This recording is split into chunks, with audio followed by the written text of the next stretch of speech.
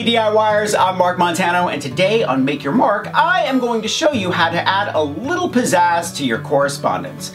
We are making wax seals, and we're using antique buttons and hot glue. Are you ready? Let's make some wax seals.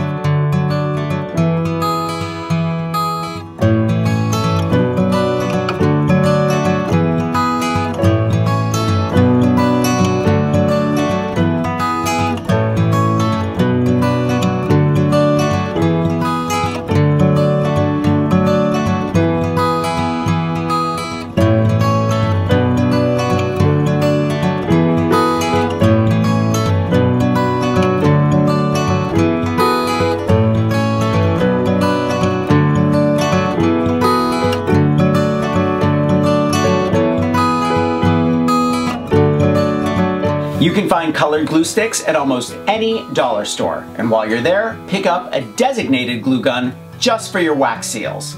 Thumbs up if you like this video, leave me a comment and I will get back to you. Subscribe to my channel if you haven't already. Grab a copy of the Big Ass Book of Crafts Volume 2, and I will see you next week. Bye.